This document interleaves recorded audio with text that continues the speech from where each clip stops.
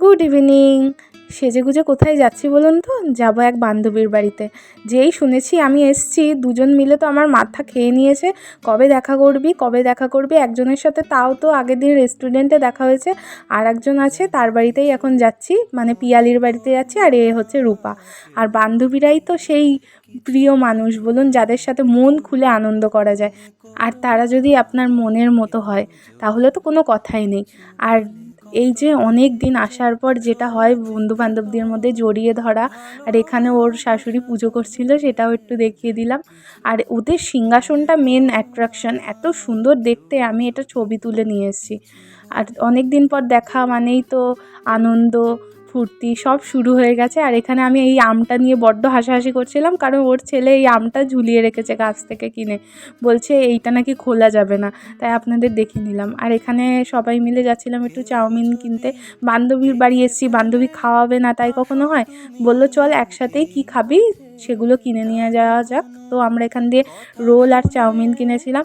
আর এই চাউমিন কিনতে গিয়ে রূপার সেই কথা আমি আপনাদের শোনাবো। লাল করে ভাজবে যদি কাটা থেকে গো, তুমি পুরো আজকে খতম, টাটা বাই বাই। শুনলেন তো, চাউমিনওয়ালাকেও কেমনভাবে থ্রেট দিচ্ছে, তাহলে বুঝুন। আর ও হচ্ছে সব থেকে একটা আনন্দদায়ক মানুষ, যে আমাদের গ্রুপে না থাকলে হাসি সব কিছুই অসম্পূর্ণ হয়ে যায়। আর এখানে সবাই বলছে যে আমরা খাচ্ছি, একটু ছবি তোল। আমি নিজেরটাও দেখিয়ে দিলাম। আর এখানে চলে এসেছিল এই যে পিয়ালির পুচকেটা, ও এবার চাউমিন খাবে। আর আমাদের চাউমিন এত ভালো লেগেছে, আমরা আবার দ্বিতীয়বার এই দাদার দোকান থেকে চাউমিন আনতে গেছি। সত্যি চাউমিনটা অসম্ভব ভালো করে। আর চাউমিন রেডি হতে হতে আমরা নিজেরাও একটু রাস্তার মধ্যে হুড়জুতি করছি। আর এই দেখুন কিভাবে বাচ্চার হাত দিয়ে চাউমিন কিনে নিতে হয়, রূপার এটা টেকনিক। দেখুন বাচ্চাটাকে কিছুতেই ছাড়বে না। আর পিয়ালির ছেলে এত লজ্জা পাচ্ছিল, চকলেট দেওয়ার পর লজ্জাটা ভেঙে আমাকে একটু আদর করলো। আর এই যে অস্ত্র নিয়ে আমরা আবার যুদ্ধে নেমে গেছি।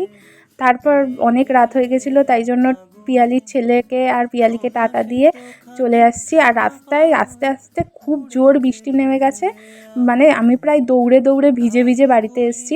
যাই হোক, আজকের ভিডিওটা এইটুকুনি। দেখা হবে আবার অন্য কোনো ভিডিওতে। টাটা।